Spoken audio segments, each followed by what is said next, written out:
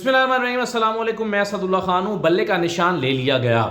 بہت سارے دوست میرے، جن میں صدیق جان بھی شامل تھے، وہ یہ کہہ رہے تھے کہ، اور وہ ٹھیک ہی کہہ رہے تھے، ویسے غلط نہیں کہہ رہے تھے، وہ کہہ رہے تھے کہ بلے کا نشان مل جائے گا، اور وہ یہ سمجھتے تھے کہ اس لیے مل جائے گا کہ پشاور ہائی کورٹ کے فیصلے کو اگر کالعدم قرار دینا ہے تو اس کے لیے بڑی سالڈ ریزنز چاہیے۔ کیا ریزنز ہوں گی جس کی وجہ سے فیصلہ اڑایا جا سکتا ہے؟ تو اس لیے وہ کہتے تھے کہ نہیں، بلے کا نشان اڑانا قاضی فیصل صاحب کے لیے ممکن نہیں ہے، اور پشاور ہائی کورٹ کے فیصلے کو سیٹ اسائڈ کرنا ممکن نہیں ہے۔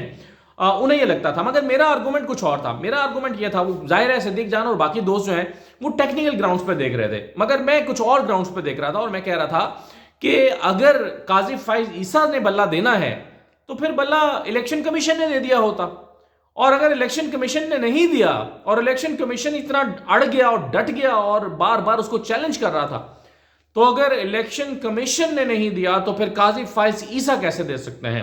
کیونکہ مجھے یہ لگ رہا ہے کافی دن سے کہ قاضی فائز صاحب اور الیکشن کمیشن آن بورڈ ہیں۔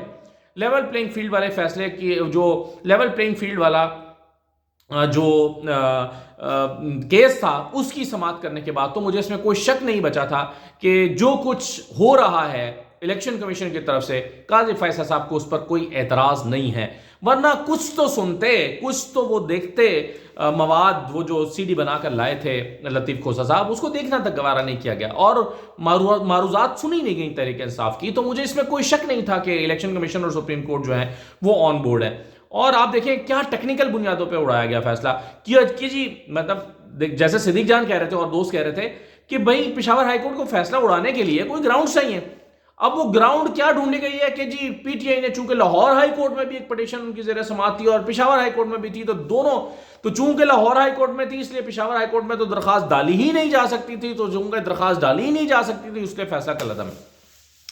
تو یہ جناب قاضی فیصل صاحب کی کل دانش نے یہ فیصلہ کیا ہے کہ تحریک انصاف کو بلے کا نشان نہیں دیا جا سکتا، یعنی ایک پاکستان کی سب سے پاپولر سیاسی جماعت جو ہے اس سیاسی جماعت کو الیکشن کی سنیریو سے آؤٹ کر دیا گیا ہے، اور قاضی فیصل صاحب نے پاکستان میں اپنا نام لکھوا دیا ہے اس جوڈیشری کے اس تاریخ فیصلوں میں سمجھتا ہوں کہ جو ہمیشہ تاریخ یاد رکھے گی کہ قاضی فیصل صاحب نے کیسا فیصلہ بھی دیا تھا کہ جب وہ لیفٹ سائٹ پر آ کر کھڑے ہو گئے تھے اور پاکستان کے عوام کی امنگوں کے برخلاف فیصلہ کیا تھا، اور ایک انتہائی کمزور ٹیکنیکل گراؤنڈز پر، اور وہ لوگ جن کی شکلیں ان کے رشتہ داروں نے نہیں دیکھی ہوں گی کبھی، ایک صفحے کی درخواست وہ لے کر آئے اور آج ان کو سنا گیا اور ان سے پوچھا کہ اچھا آپ الیکشن لڑنا چاہتے تھے، اچھا تو بتائیے پھر آپ نے کیا۔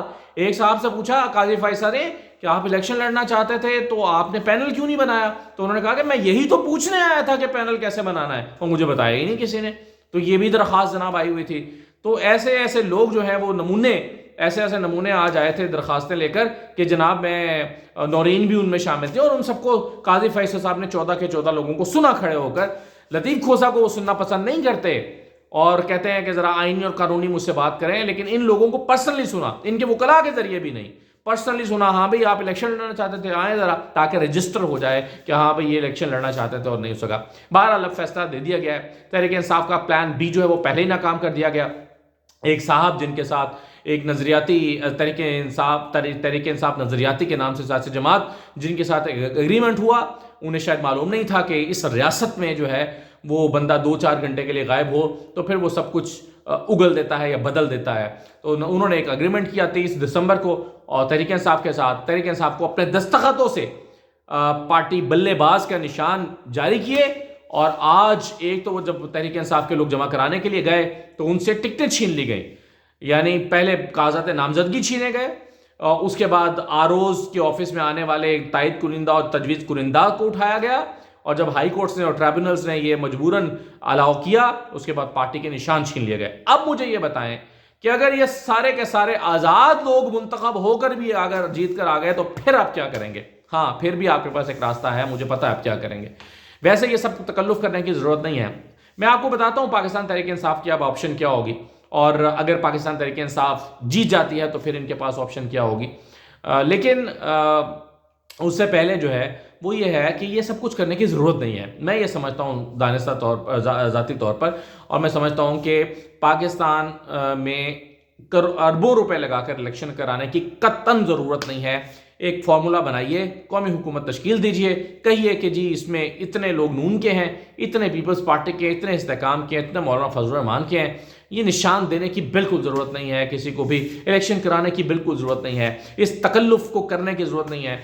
नवाज शरीफ से हलफ उठवाइए, उसको वज़ीर आज़म बनाएं, काबीना तश्कील दें, 90 लोगों की काबीना बनाएं, मुल्क चलाएं, हाइब्रिड या हाइब्रिड प्लस निज़ाम चलाएं, और अल्लाह अल्लाह खैर सलाह। जैसे मुल्क चल रहा है ऐसे तो खैर चलता ही रहेगा, इससे ज़्यादा नीचे क्या जाएगा? जो चल रहा है वो तो चल ही रहा है ना, इससे नीचे क्या जाएगा ये मुल्क? तो इससे जो जैसे चल रहा है ऐसे बस चलता रहे, बस ठीक है। अवाम की उमंगें जाएँ भाड़ में, अवाम की ख्वाहिशात, अवाम की का जो है वो वोट को इज्जत दो वाले कहाँ चले गए? वो कहते थे वोट को इज्जत दो, आज वो कहाँ मर गए सारे जाकर कि जो कहते थे कि वोट को इज्जत दो? वो कहाँ चले गए? वो क्यों नहीं नारा लगाते कि वोट को इज्जत दो? उन्हें कहना चाहिए ना कि भाई ये जो तहरीक इंसाफ को, वो बल्ले को, निशान को वोट देना चाहते हैं उनको भी तो इज्जत दो, जो शेर को वोट देना चाहते हैं उनको भी तो इज्जत दो। उनको कहना चाहिए कि भाई जो तीर को वोट करना चाहते हैं उनको इज्जत दो, सबको इज्जत दो ना भाई, जो जो अपने अपने निशान पे करना चाहता है उन सबको इज्जत दो। लेकिन वो ये नहीं कहेंगे, वो आज खुशियां मनाएंगे उनको लगता है। लेकिन मुझे ये बताइए, इस तरह के हालात में, इस तरह के इलेक्शन में नवाज शरीफ साहब अगर वज़ीर आज़म बन भी गए जीत कर, तो कौन उनको वज़ीर आज़म तस्लीम करेगा? क्या उनके नाम के साथ यह स्टिग्मा जुड़ा हुआ नहीं रहेगा कि आपको कैसे पाकिस्तान तहरीक इंसाफ के हाथ पांव बांध कर वज़ीर आज़म बनाया गया? यानी आपकी इतनी हैसियत नहीं थी कि आप वज़ीर आज़म बन पाते, आपको वज़ीर आज़म बनवाने के लिए तहरीक इंसाफ को बांधना पड़ा। शेर की इतनी औकात नहीं थी कि वो जीत पाता, शेर को असम्बलियों तक पहुंचाने के लिए बल्ले को ख़त्म करना पड़ा। ये क्या स्टिग्मा लेकर नवाज शरीफ साहब चलेंगे कि जनाब आपके अंदर ये हैसियत नहीं बची थी कि आप जीत पाते, आपको जितवाने के लिए बल्ले को ख़त्म करना पड़ा? अगर आप वैसे ही जीत सकते होते तो कौन बल्ले को ख़त्म करता? क्यों करता? क्यों करवाया जाता? और काजी फैसल साहब ने जिस अंदाज में ये फैसला दिया है, मेरा ख्याल है कि उन्होंने अपने आप को तारीख के एक मनफी किरदार के तौर पर हमेशा के लिए याद करवा लिया। और अब आप देखिए, आपको अंदाज़ा हुआ होगा कि जिस तरह से ये 2 जजेस ने इस्तीफ़ा दिया, ख़ास तौर पर एजाजुल हसन साहब ने, उन्हें नज़र आ रहा था कि क्या गंद होने जा रहा है और किस सुप्रीम कोर्ट के साथ क्या होगा। मेरा ख्याल है उन्होंने इस जो है वो इस सारे मामले से ख़ुद को अलहदा कर लेना ही, मैं सख्त अल्फाज इस्तेमाल करना चाह रहा था, मगर चलिए फिर भी पाकिस्तान का आईनी इदारा मैं नहीं कहता, लेकिन उन्होंने सोचा कि इससे ख़ुद को अलग ही करें तो ज़्यादा बेहतर होगा। अब सवाल यह है कि तहरीक इंसाफ के पास क्या ऑप्शन बचा है? तहरीक इंसाफ के पास जो ऑप्शन बचा है वो एक ही है, और वो ये है कि अब पाकिस्तान तहरीक इंसाफ अपना पूरा जोर लगाए, और पूरा जोर लगाकर हर हल्के में अलग-अलग निशान पर इलेक्शन लड़ने वाले लोगों को बताए, के बारे में आवाम को बताए कि हमारा नुमाइंदा ये है, ताकि लोग आज़ाद उम्मीदवारों में कन्फ्यूज़ ना हों।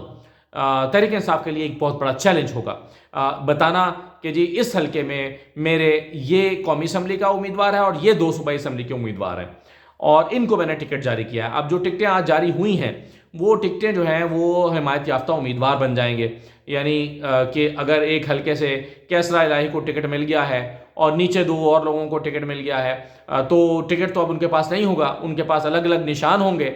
लेकिन यह है कि उनके बारे में तहरीक इंसाफ आवाम को बताए कि जी ये चारपाई के निशान पर इलेक्शन लड़ रहे हैं, या ये हॉकी के निशान पर इलेक्शन लड़ रहे हैं, या मोमबत्ती के निशान पर इलेक्शन लड़ रहे हैं। और अगर ये नामुमकिन नहीं है, उसकी वजह यह है कि देखिए हर इलेक्शन में बहुत सारे लोग आज़ाद लड़ते भी हैं, आज़ाद जीतते भी हैं, और आज़ाद जब जीतते हैं तो वो अपना निशान हल्के में मुतारिफ करा के ही जीतते हैं। इसका मतलब है कि आज़ाद उम्मीदवार का निशान मुतारिफ कराया जा सकता है, वरना आज़ाद उम्मीदवार कभी भी ना जीतता। तो आज़ाद उम्मीदवार का निशान हर दफ़ा मुख्तलिफ होता है।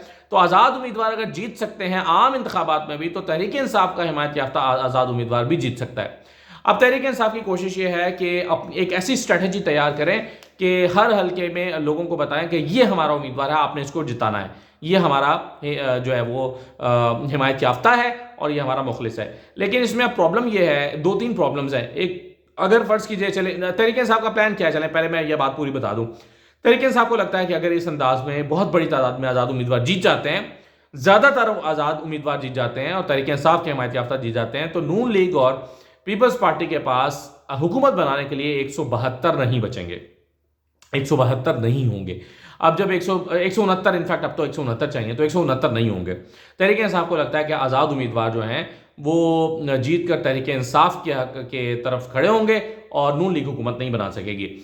لیکن اس میں ایک دو پرابلمز ہیں. اس میں پرابلم یہ ہے کہ ایک تو جو کسی بھی پارٹی کو 277 کی تعداد میں مخصوص ریزرو سیٹس والی خواتین اور باقی لوگ مائنورٹیز ملتے ہیں، وہ پارٹی کو ملتے ہیں، وہ تحریک انصاف کو نہیں ملیں گے. یعنی 277 لوگ قومی اور صوبائی اسمبلیوں میں سے تحریک انصاف کو محروم کر دیا گیا ہے. اگر فرض کیجئے یہ آزاد امیدوار 200 جیت جاتے ہیں، 200 جیت جاتے ہیں، 250 جیت جاتے ہیں، 250 جیت جاتے ہیں، تو ان 200 250 جو آزاد امیدوار ہیں ان کو وہ ریزرو سیٹس تو نہیں ملیں گی. وہ ریزرو سیٹس تو ان لوگوں کو مل جائیں گی جنہوں نے تھوڑی تھوڑی سیٹیں بھی چاہے لی ہوں. تو یہ جو 277 ہیں اس کو پاکستان تحریک انصاف نے سب سے پہلے لوز کر دیا ہے. اور دوسری بات یہ ہے کہ تحریک انصاف جو ہے اس کے جب آزاد امیدوار جیت کر آئیں گے تو پھر ایک نئی گیم شروع ہوگی. وہی ہوگا جو آج اختر اقبال ڈار کے ساتھ ہوا ہے. یعنی وہ غائب ہو گئے مبینہ طور پر، اور غائب ہونے کے بعد جب وہ منظر عام پر آئے تو ان کا نقطہ نظر بدل چکا تھا. اور ڈار صاحب جو ہیں اس طرح نہ جانے کتنے لوگوں کو، کچھ لوگوں کو لالچ دیا جائے گا جب آزاد امیدوار جیت جائیں گے.